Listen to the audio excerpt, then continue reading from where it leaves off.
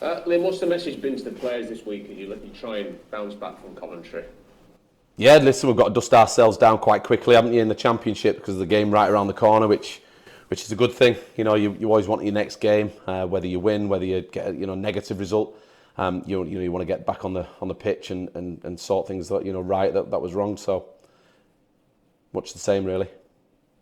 Is this a big game for the players to show something to the fans after the other night?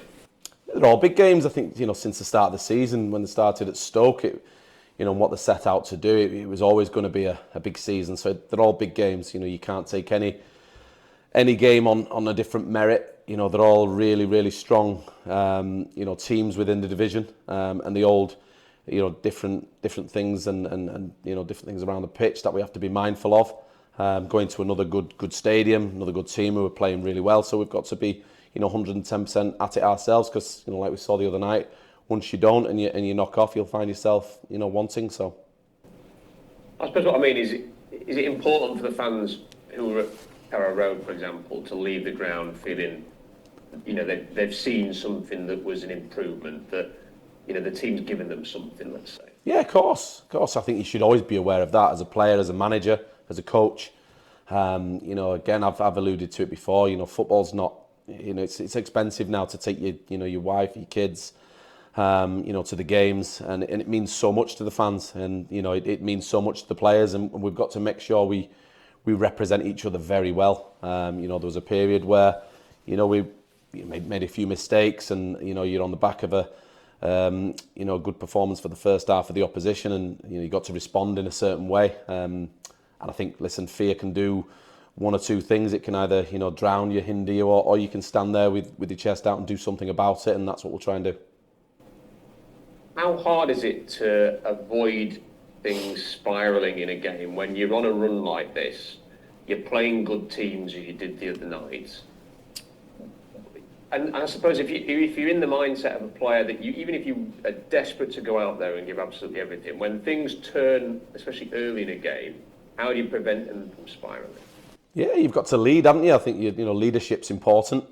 They've been on quite a few negative kind of thoughts, and listen, it's confidence. In sport, confidence is everything. If you could bottle it, you'd be very, very, very successful. With football, you get judged in the moment. Doesn't matter how many leagues that I've won. Doesn't matter my consistency, how I've built football clubs in the past. That doesn't matter, because in football it has no memory, and people just concentrate on the here and now, and you're judged in the present. So at the minute we're getting judged in the present, which isn't very good. We want to turn that. We want to change that.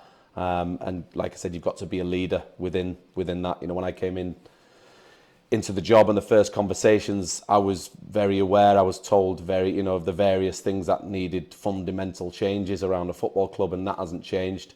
We knew that it was going to be painful at times from where they were. That every disappointment's a big disappointment at the minute, but we've got to make sure we stay strong, stay together, support each other the best we can, and give a really good account of ourselves. I think the first half on Tuesday was the first time that I've been here where we let our standards drop well below where we are, other than being competitive.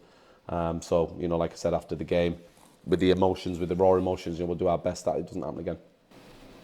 Despite going into this then sort of fully prepared for what to expect, how challenging have you found the job as the manager, having only been able to claim the 6 points, now on this 8-game losing streak? Yeah, it's obviously challenging. Like I said, you get judged in the present. Doesn't matter what you've done in the past. People don't care about what squad you've got, where you are, what you're challenging. You get judged as equals against these multi-million pound organisations and football teams. People just see 11v11 and you should beat them, which that's football. You get judged with emotion and results, and that's why managers change very regular. That's why fans have got a voice on social media, because they probably know 10% of what's actually going on within the football club sometimes. I was made very aware of what the football club needed. Nothing surprised me, and obviously you're waiting to try and make sure you can get a hold on things and then start making positive decisions going forward in the midst of trying to win games in the Championship. And how difficult is that challenge then? Because you quite rightly point out there are some big teams in this division, some big budgets, and competing against that's always going to be difficult. So, how do you maybe get that message across, the extent of how difficult everything is, without sort of seeming like you're throwing up the white flag? No, we'll never do that. We'll never ever do that. It's competition. You want to give a good account of yourself. And like I said, I'll probably repeat myself, various times since I've been in the building. As soon as there becomes a point where we can change things for the positive and build this football club, back to where I think it should be, all the better. It's nothing surprised me. I'm not going to learn anything from now until the end of the season, until I can, able to make them decisions and them, positive movements going forward. At a time like this, is quite often a journalist might say to you, do you need to finish the season in the right way? But what does that actually mean? So, what does finishing the season the right way look like for Rotherham United? It looks like winning games. It looks like, and probably how we set off at the start of the season, so the reason why I'm here. You want to win games, you want to give a good account of yourselves. Listen, you can make all the the reasons for where we are, and people will look at it as excuses. They're objective facts, and we need to make sure we're aware of, comfortable in our own skin. I think Rotherham have always been comfortable in their own skin. They know what they are, where they should be in the football pyramid. We just make sure, we need to make sure that once, we need to sustain at a certain level. And I'm leading it at the minute to try and make them positive decisions to make sure we do sustain at them levels.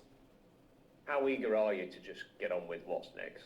Oh, very. Since I've been in the building, I think every manager should be judged after 3-4 transfer windows.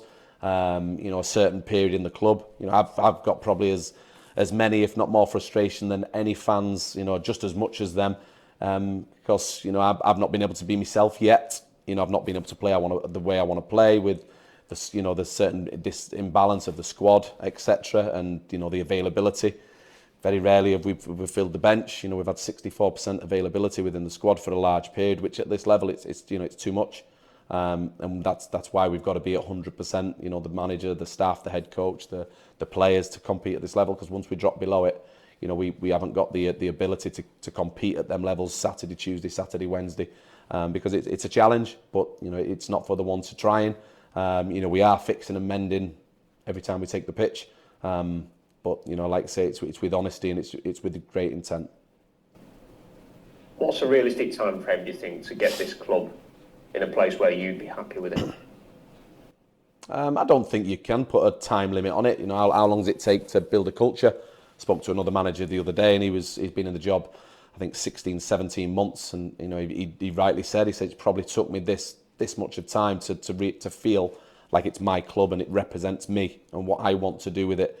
The easiest thing is to keep chopping, changing, have no continuity, and in my opinion, in organisations, certainly with emotion and results, spiral out of control, and you end up in a place where you didn't want to be. If you've got that mindset and the really strong process in where you want to be, then you will achieve that.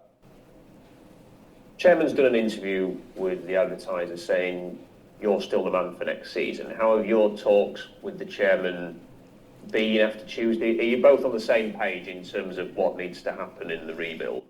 Very consistent. Like I said, when I met him for the first time about the job, we've had similar conversations from then into now. My thought process hasn't changed about the football club, where I want to take the football club. You obviously need time to do that. You need, opportunities by transfer windows and certain things around, with staffing, etc. And again, I think people use it as buzzwords, but I think in any organisation, it rings true. You need a philosophy, you need a culture, and if you've got habits of what are quite negative, and you're losing games, and the culture needs shifting, well then change it and do something about it. Within that, you need time. People want it yesterday. I understand that. People want results, whether you're playing Premier League, Championship. Doesn't matter which team you represent or not. It doesn't matter. We're in football. We're in competition, and emotion and results, force opinion, which I'm fine with. One other thing I wanted to ask you about with regards to what the chairman said, he talks about installing new drainage at the training ground. But otherwise, he thinks that the investment's gone into the training ground, that really it was a bad weather month that is unusual, that has really created the big issues here, not the training ground per se. Is sort of drainage the real issue in your mind? Can that adequately solve the problems that you've experienced, given that he says that the drainage is going to be addressed? Yeah, they're the conversations that we've had. The chairman's told me when I came in that they've got a pot set aside to improve certainly the pitches up at Roundwood, because he knows he came up the other day to look at it himself. He's very aware of what's going on at his football club. He's very aware of what's going on at the training ground, the stadium. Certainly with my conversations with him, so he's certainly promised me that there's money and finance set aside to improve the pitches, because as I've told you before, we haven't really been on our training pitch for 5 or 6 weeks. So if again, as a head coach, you want to coach every day. I'm eager to coach every day, and when you at certain challenges, Leeds United, Southampton, Norwich and Hull, you need to get out there and prepare the players, because the level's too much. It's quite a big level anyway, and you have to get through the work. And if you can't at the training ground, it becomes a real battle and a real challenge. Any good injury news for the week, and is there any further update? Is there ever good injury news? There's never good news for injuries. Good news. Good news returning. No, not necessarily. No, we are where we are. So just to confirm, no Sean Morrison update at the moment. Oh, Sean Morrison, he's actually doing a fitness test today as we speak, but it might come too soon, so we're not sure. See how he reacts. And as we talk about, being eager to move on to sort of rebuilding and getting on with that, with Daniel Ayala leaving this week, is that sort of the planning for next season moving forward now and sort of accelerating things maybe? Yes, it is, yeah. Again, that was a number of issues. Daniel came to the club late, which obviously missed pre-season, as various players did. And then there's, like I said, the intensity of the level, he kind of catches up with you, and, the disparity of the squad have probably paid the price for the injuries, the levels of fitness that we need to compete Saturday, Tuesday, Saturday, Wednesday.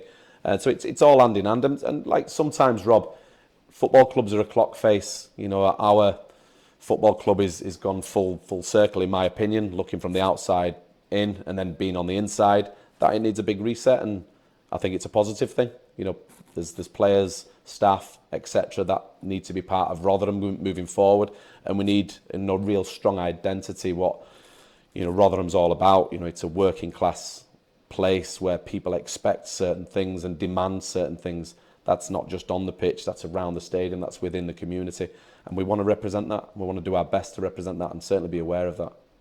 I think that's a message that will certainly resonate with a lot of fans. Do you sort of say that to the players as well? Well, this is what we're going to try and achieve. Do you want to be part of this? Because if you do, 10 games, here's your opportunity to prove that you are going to be part of this. Maybe. We've had a few of them conversations, Rob. And I think you've got to be aware of that. When you put a certain shirt on, you've got to have certain expectations. Not every football club's the same.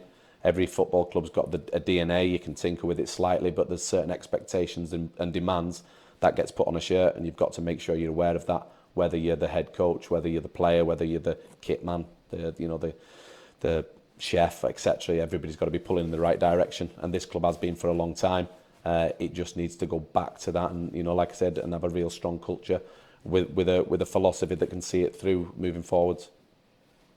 Thanks for your time, Liam. Thanks, Rob. Thank you. Hey, Liam. Paul. Yeah, it's obviously a really testing time, but it's not a testing time you're making. You've not been here long enough, in that you've got so many players out. Yeah. You've got fantastic track record in the past. Everyone knows you're a good manager. But what can you achieve anything significant between now and the end of the season? I think so. Yeah. Is the progress that can be made? Even though it is really now about what happens in the summer. Yeah, because there's too many games, the level's too much to take your eye off the ball, as we saw. You can't do that. You've seen Tuesday night, we've got so many games to compete in. Some of these lads might not play in the Championship again. Some of them might move on and go and play, different Championship clubs or Premier League. So you've got to be aware that every time you take the pitch, that, you are getting looked at, you are getting judged. And like I said, football's very current at the minute. as current as we are, we haven't won nowhere near as many games as we should. We haven't picked up nowhere near as many points as we should, regardless of performance, whether people think our performance levels have been good, bad or indifferent.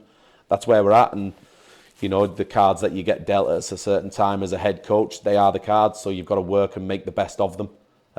You know, I think, you know, the easiest thing would be to make excuses, to shy away from it, to make different decisions, or you can turn up every day for work, represent yourself very well, work as hard as possible, because normally your performance levels stay true to your habits, and if you've got good habits, that normally follows you, you know, weeks and months afterwards. So if you've got good habits, which I think I have, you know, everything else will follow, you know, quite swiftly.